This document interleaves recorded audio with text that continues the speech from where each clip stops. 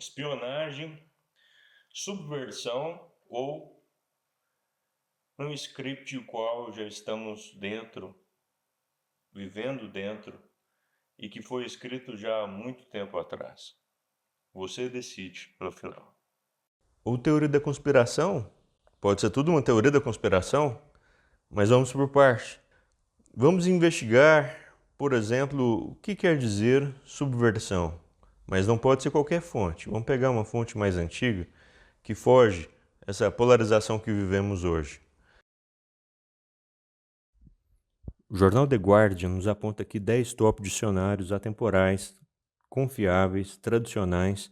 Vamos pegar aqui aleatoriamente Oxford English Dictionary de 1884, de uma época que foge dessa polarização que vivemos hoje.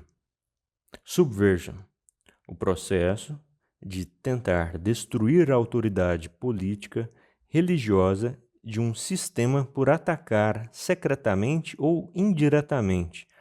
Atos de subversão. Subversão de alguma coisa. Um ato de mudar alguma coisa para o oposto, especialmente quando isso muda ideias fixas ou expectativas. O ChatGPT já é uma mídia imersa na polarização que a gente encontra hoje. Vamos ver o que ele diz. Subversão é um termo frequentemente utilizado para descrever a ação de desafiar ou minar as estruturas de poder estabelecidas em uma sociedade. Isso pode ocorrer por meios diferentes, meios como protestos, críticas, resistência civil, não violenta ou até mesmo através de expressões culturais como a arte e a música. Aí tá, a subversão muitas vezes busca questionar normas sociais injustas, hierarquias opressivas e sistemas políticos autoritários, como objetivo de promover mudanças sociais e políticas mais justas e igualitárias. Eu acho que eu já ouvi isso antes em algum lugar. Então, quer dizer que você é contra as políticas igualitárias? É isso? Não, do sim. De forma alguma. Nem eu, nem ninguém, na verdade, é contra políticas igualitárias, porque são políticas do ser humano, da humanidade. Inclusive, qualquer sociedade que evolui, evolui para isso. Veja, ninguém, absolutamente ninguém nesse planeta, nesse universo inteiro gostaria de viver de uma outra forma, senão uma forma mais justa e igualitária. O problema é que quando a gente começa a escutar isso num discurso político, nunca acaba bem. Geralmente é o governo querendo vender uma ideia que ele é nobre e assim ele fará com seus trabalhadores, com a classe mais pobre da população, quando na verdade tudo que ele quer é a manutenção do poder. Isso a gente viu tanto na Rússia, Venezuela, Cuba, China, enquanto era a política de Mao Tse-tung. Toda vez que o discurso começa por esse lado, historicamente nos mostrou simplesmente que o governo, em vez de equalizar de forma justa a população, fechando o Estado e tornando o Estado mais promissor a partir da forma mais igualitária, sem a discrepância de um muito rico, outro muito pobre, terminava sempre com ditadura. Sempre terminou com ditadores. Mas isso não é o ponto desse vídeo. De forma que a subversão, a gente vive isso hoje. E para isso a gente vê uma entrevista com Yuri Mesmenov, esse ex-agente da KGB, da antiga União Soviética, que explica para que os americanos possam entender de que técnica que a KGB utilizava naquela época para subverter não somente uma população, mas uma geração inteira. Se ele soubesse que funcionou tão bem. Well, you spoke several times before about ideological subversion. That is a phrase that I'm afraid some Americans don't fully understand. When the Soviets used the phrase ideological subversion, what do they mean by it? Ideological subversion is the process which is legitimate, overt, and open. You can see it with your own eyes. All you have to do, all American mass media has to do, is to unplug their bananas from their ears, open up their eyes, and they can see it. There is no mystery. There is nothing to do with espionage. I know that espionage, intelligence gathering, looks more romantic. It sells more deodorants through the advertising, probably. That's why your Hollywood producers are so crazy about James Bond type of thrillers. But in reality, the main emphasis of the KGB is not in the area of intelligence at all.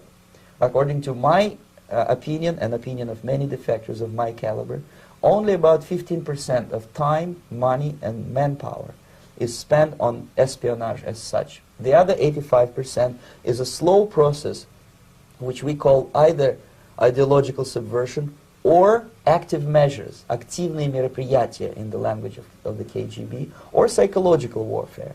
What it basically means is to change the perception of reality of every American to such an extent that despite of the abundance of information, no one is able to come to sensible conclusions in the interests of defending themselves, their families, their community, and their country. It's a great brainwashing process which goes very slow, and it's divided in 4 basic stages. The first one being demoralization. It takes from 15 to 20 years to demoralize a nation. Why that many years? Because this is the minimum number of years which requires to educate one generation of students in the country of your enemy, exposed to the ideology of the enemy. In other words, Marxism-Leninism ideology is being pumped into the soft heads of at least 3 generations of American students without being challenged or counterbalanced by the basic values of Americanism, American patriotism. The result you can see. Most of the people who graduated in the 60s, dropouts or half-baked intellectuals, are now occupying the positions of power in the government, civil service, business, mass media, educational system. You are stuck with them.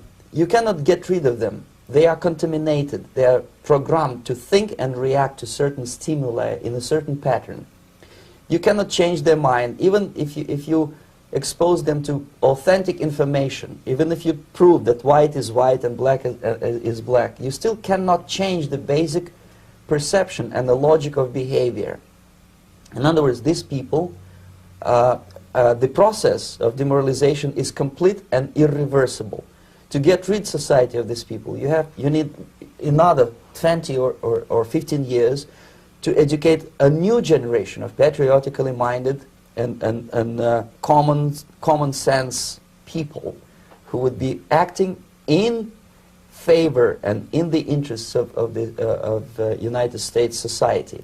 And yet these people who've been programmed and, as you say, in place and Yes. who are favorable to an opening with the Soviet concept, these are the very people who would be marked for extermination in this country? Most of them, yes. Simply because the psychological shock when they will see in future what the beautiful society of equality and social justice means in practice, obviously they will revolt. They will be very unhappy, frustrated people. And the Marxist-Leninist regime does not tolerate these people. Obviously they will join the links of dissenters, dissidents. Unlike in present United States, there will be no place for dissent in future Marxist-Leninist America. Here you can get popular like Daniel Ellsberg and filthy rich like Jane Fonda for being dissident, for criticizing your Pentagon. In future, these people will be simply squashed like cockroaches. Nobody is going to pay them nothing for their beautiful, noble ideas of equality. This they don't understand, and it will be greatest shock for them, of course. The demoralization process in the United States is basically completed already. For the last 25 years. Actually, it's overfulfilled, because demoralization now reaches such areas where previously not even Comrade Andropov and all his experts would even dream of such a tremendous success. Most of it is done by Americans to Americans, thanks to lack of moral standards. As I mentioned before, exposure to true information does not matter anymore. A person who was demoralized is unable to assess true information. The facts tell nothing to him.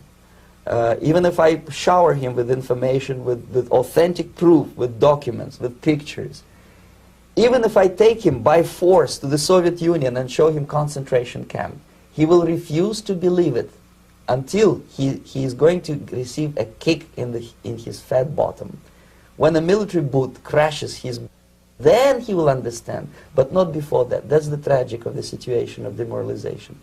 So basically America is stuck with demoralization, and unless, even if you start right now, here, this minute, you start educating new generation of Americans, it will still take you 15 to 20 years to turn the tide of ideological perception of reality back to normalcy and patriotism.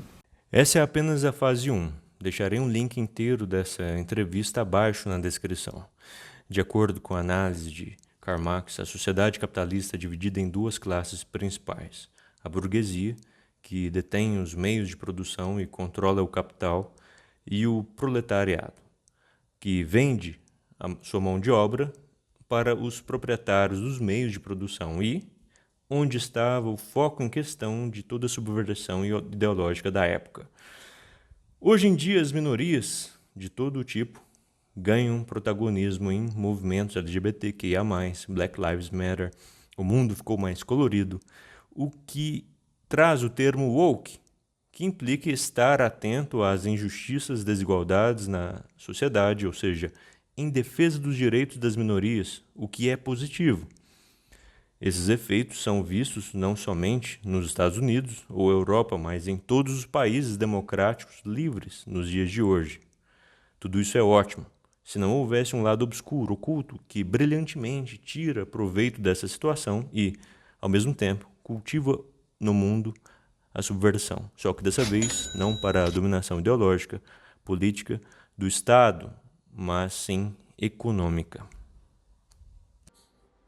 Nossa, realmente, a primeira impressão que eu tive vendo esse vídeo é uma sensação de que agora algumas coisas fazem muito sentido. A gente vive isso, a gente vê isso acontecendo. Eles nem imaginariam, talvez, que fosse dar tão certo esse plano deles. É interessante. Mas vem o questionamento. A quem isso interessa nos dias de hoje? Não existe mais União Soviética. Então, se essa subversão acontece, quem ganha com isso? Exatamente. A quem isso interessa? Mas primeiro, para responder essa pergunta, a gente tem que voltar muito no tempo. Talvez antes mesmo. Talvez no período pós-Primeira Guerra Mundial, quando a Alemanha coloca no trem Lenin e manda para a Rússia czarina com o propósito de desestabilizar o Estado russo. Lá nessa época, em 1917, se eu não me engano, começa o começo de tudo que veio a se tornar a União Soviética. The Big Plot Twist Ever foi justamente a Alemanha mandar de trem Lenin para a Rússia, desestabilizar a monarquia czarina e implantar a Revolução Comunista e, justamente esse regime, voltar novamente à Alemanha na Segunda Guerra Mundial com o Commandir General Zhukov, seu exército vermelho, e dar checkmate à Segunda Guerra. Ou seja, invadindo Berlim e pondo fim à Segunda Guerra Mundial. Claro que com a ajuda dos aliados que estavam ainda atolados nas trincheiras do Oeste, embora os filmes não contam a respeito. Mas existem novos players no cenário mundial. Para a gente começar a entender quem eles são, a gente precisa fazer essa pergunta. De quem são os donos do dinheiro? Qual a moeda mais relevante no mundo? O dólar. Quem pode imprimir o dólar? O Fed, que é o sistema bancário central dos Estados Unidos e é responsável por conduzir a política monetária do país. Nessa mesma época que Lenin começa a implantar o comunismo na Rússia, que veio a culminar no Estado Soviético, contrário ao capitalismo, surge em 1913 o Federal Reserve, criado com a influência das famílias judaico de banqueiros, como os Rothschild e também da família judaica Rockefeller do setor petroleiro, em contextos diferentes e com alguns outros coadjuvantes. Eles poderiam, mas não impediram, por exemplo, a queda da Bolsa de Nova York, em 1929, que levou à Grande Depressão, desemprego e fome. Então, com os ativos, as ações valendo quase nada, esses mesmos bancos puderam comprar essas ações a preço de banana, injetar dinheiro na economia, salvar os Estados Unidos, se transformar em heróis. E claro, super mega lucrar com essa operação e outras mais. Outras, como por exemplo, a dívida da Europa pela ajuda que os Estados Unidos emprestou na Segunda Guerra, assim como faz com a Ucrânia atualmente. Seguindo pela linha histórica de fatos, em 1971, o dólar deixou de ter lastro em ouro, dando assim poder ilimitado ao Fed, podendo agora imprimir dólar o quanto quiser. Agora mais recente, na crise imobiliária americana em 2008 e depois da pandemia do Covid. Em ambos os casos, o Fed pôde salvar a economia, mas não sem também lucrar enormemente, comprando ativos na baixa. Por um lado, o Fed salvou injetando dinheiro na economia, por outro, durante todo o tempo, o Estado russo, mesmo depois da Guerra Fria, continuou como uma espécie de inimigo do sistema, agora hegemônico, capitalista, instaurado não somente pela política monetária dos Estados Unidos, mas com novos players nesse jogo, como, por exemplo, a BlackRock, fundada pelo judeu Larry Fink e outros membros. Quero abrir parênteses aqui e dizer que esse não é um discurso antissemita, pelo contrário, falo como um admirador da disciplina, organização e seriedade do povo judeu, sionista ou ortodoxo, que tem em contribuição para a humanidade mais de 200 prêmios Nobel, sendo que o Estado de Israel tem pouco mais de 70 anos. E desde essa época, eles contribuíram com cerca de 190 prêmios Nobel em todas as áreas científicas possíveis. Enquanto estamos aqui, há mais de 500 anos no Brasil, e em toda a Latinoamérica somamos apenas 2 prêmios Nobel, e o Brasil nem mesmo é autor. Agora vamos voltar a BlackRock e a nossa teoria conspiratória. Eles detêm participação nas principais empresas do mundo, somando um valor de mercado de mais de 2 trilhões de dólares, dezenas de bilhões em receitas anuais. Estes atualmente são os principais patrocinadores da cultura woke pelo mundo em toda forma de mídia, entretenimento, política, cultura. A sociedade dos países ocidentais estão se transformando e, nesse processo, as novas gerações serão reeducadas e consumirão seus produtos, serviços, política e cultura. Assim, estabelecendo seu domínio atrelado à economia, ao Federal Reserve e se opondo a todas as ditaduras que não se dobram para a hegemonia do dólar. Tá, mas o que tem a ver alhos com bugalhos? Por que eu comecei falando do início da União Soviética, Lenin, e termino falando do Fed, woke? O que isso tem a ver uma coisa com a outra? Muito simples. A gente começou falando de subversão. A subversão, a primeira vez que ela foi estudada e aplicada de forma efetiva, foi por causa do Estado soviético, pela inteligência da KGB, aplicada de forma efetiva nos Estados Unidos, no mundo ocidental de forma geral, com efetividade. Funcionou muito bem. Há quem observou e comprou a ideia, mas não de forma para ser aplicada com uma ideologia no Estado, de dominação ideológica para o Estado, mas sim econômica. É onde entra as grandes empresas, é onde entra a dar protagonismo às minorias e transformar isso numa forma de produto. Não existe uma forma de aplicação atualmente no mundo de hoje capitalista, independente da ideologia, que ela é boazinha, altruísta, sem visar lucros, Isso não existe. E sabe o que eu percebi? Que essa subversão, acontece também com o trade, que é a nossa área de atuação.